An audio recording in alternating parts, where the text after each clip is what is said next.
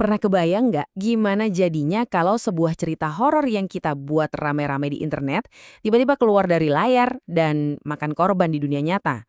Nah ini beneran terjadi sama Slenderman, sebuah monster fiksi yang lahir dari iseng-iseng kontes Photoshop, tapi berakhir jadi alasan dibalik sebuah kejahatan yang mengerikan banget.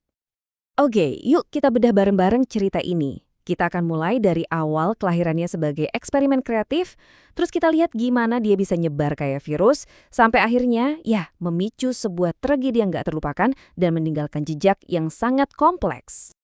Semuanya berawal di tahun 2009. Bayangin aja, ada sebuah forum kecil di internet, tempat orang-orang kreatif dan, ya, yang suka hal-hal horor pada ngumpul. Ini dia pemicunya. Sebuah tantangan simpel yang dilempar di forum itu. Sebuah undangan sederhana yang ternyata nyalain imajinasi banyak orang dan tanpa disadari melahirkan salah satu ikon horor paling berpengaruh di era digital kita. Jadi di antara banyak foto editan hantu atau UFO, tiba-tiba muncul dua gambar hitam putih yang rasanya beda aja. Bukan cuma gambarnya, tapi ceritanya. Erik Knudsen ini nggak cuma ngepost gambar, dia juga ngasih nama. The Slenderman, plus secuil cerita misterius. Dia kayak nanam bibit sebuah mitos. Dan inilah kuncinya. Justru kalimat-kalimat fiktif ini yang mengubah Slenderman dari sekedar gambar serem jadi sosok yang punya psikologi kompleks. Kata-kata ini tuh kayak undangan terbuka. Ayo, siapa mau lanjutin ceritanya? Ayo, bangun dunia Slenderman bareng-bareng. Dan benar aja, dari forum kecil itu, idenya meledak. Gila kan? Yuk kita lihat gimana monster yang awalnya ciptaan satu orang ini tiba-tiba diambil alih sama seluruh internet dan jadi milik bersama. Slenderman ini langsung jadi maskot buat fenomena baru namanya creepypasta. Anggap aja ini kayak cerita hantu di sekitar api unggun, tapi versi digital. Ceritanya disebar lewat copypasta, cepat banget sampai rasanya kayak legenda urban beneran yang kita dengar dari teman. Nah, karena ceritanya dibangun rame-rame, profil Slenderman jadi makin detail dan makin serem. Ada yang nambahin detail wajahnya kosong, ada yang bilang dia bisa teleportasi, terus ada juga yang cerita soal penyakit Slender yang bikin korbannya jadi paranoid. Jadi, monster ini tuh hasil karya imajinasi ribuan orang. Kerennya lagi, mitos ini nggak cuma berhenti di tulisan loh. Dia lompat kemana-mana.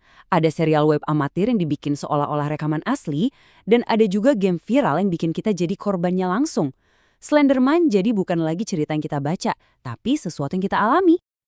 Tapi, disinilah semuanya berubah jadi kelam. Banget. Garis batas antara fiksi dan dunia nyata yang harusnya jelas malah jadi kabur. Dan akibatnya, tragis. Sekarang kita pindah ke sebuah kota tenang di Wisconsin. Bayangin, pagi-pagi 3 orang sahabat, cewek-cewek umur 12 tahun, jalan ke hutan setelah acara nginep bareng.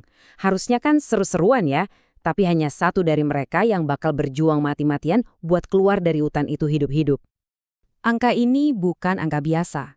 19 adalah jumlah tusukan yang diterima Peyton Lettner dari teman-temannya sendiri.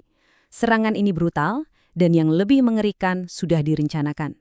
Dia ditinggalkan begitu saja di hutan, sendirian, terluka parah. Tapi luar biasanya, Peyton Lettner nggak menyerah.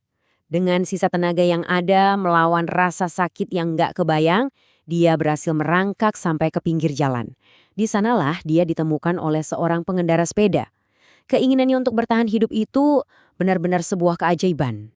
Seluruh negeri bahkan dunia kaget. Pertanyaan terbesarnya cuma satu. Kenapa? Kenapa anak-anak bisa melakukan hal sekeji ini?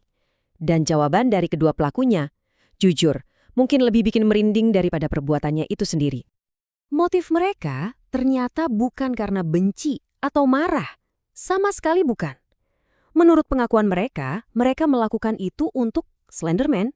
Mereka percaya kalau mereka harus melakukan pengorbanan ini agar Slenderman percaya mereka dan agar keluarga mereka nggak diganggu sama monster itu. Fiksi sudah menjadi delusi yang sangat berbahaya. Kejadian ini langsung memicu perdebatan panas. Di satu sisi, ada yang nyalahin internet. Katanya, ini bahayanya cerita horor online. Bisa bikin anak-anak nggak bisa bedain fantasi sama kenyataan. Di sisi lain, ada yang bilang, tunggu dulu, ini bukan salah internet. Ini murni masalah kesehatan mental. Slenderman cuma pemicunya aja. Dan ternyata, ada kepingan puzzle penting yang muncul.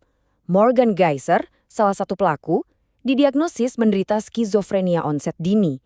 Ini kondisi mental yang langka dan serius, di mana dia nggak bisa bedain mana yang nyata dan mana yang halusinasi.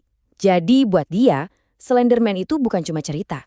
Slenderman itu nyata dan bahkan berbicara kepadanya. Tentu saja dampaknya nggak berhenti di hutan itu aja. Kasus ini menggema kemana-mana. Ke pengadilan, jadi obrolan di setiap rumah, dan bahkan balik lagi ke komunitas internet tempat Slenderman lahir. Hasil persidangannya gimana? Nah, pengadilan akhirnya memutuskan kalau keduanya nggak bisa dianggap bersalah secara kriminal karena kondisi mental mereka. Jadi, hukumannya bukan penjara, tapi perawatan di institusi kesehatan jiwa selama puluhan tahun. Reaksi publik macem-macem banget. Banyak orang tua jadi panik soal keamanan anak-anak di internet. Tapi, di sisi lain, komunitas creepypasta sendiri merasa sedih dan mengutuk kejadian itu.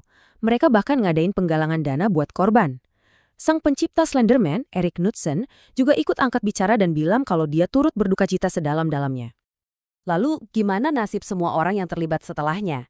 Dan gimana nasib si legenda Slenderman itu sendiri? Kejadian ini ninggalin bekas yang gak akan pernah hilang. Kalau kita bicara soal pahlawan di cerita ini, sudah pasti Peyton Lutner. Dia menunjukkan kekuatan mental yang luar biasa. Dia mengubah traumanya jadi motivasi. Dia bilang, kejadian itu justru menginspirasi dia buat jadi dokter, biar bisa menolong orang. Luar biasa kan? Dia memilih untuk menciptakan terang dari kegelapan. Terus gimana dengan Slenderman? Ya, dia nggak akan pernah sama lagi. Mitos ini sekarang punya noda tragedi nyata. Dia bukan lagi cuma cerita hantu iseng-iseng di internet. Dia jadi pengingat, jadi simbol kalau sebuah cerita bisa punya konsekuensi yang sangat nyata dan menyakitkan. Kejadian ini akhirnya ninggalin kita sama satu pertanyaan besar. Di zaman sekarang, di mana batas antara dunia maya dan dunia nyata makin tipis, apa iya sebuah cerita bisa dianggap cuma sebuah cerita? Di mana sih batasnya? Dan apa tanggung jawab kita semua sebagai pembuat sekaligus penikmat cerita di era digital ini? Coba deh kita renungkan bareng-bareng.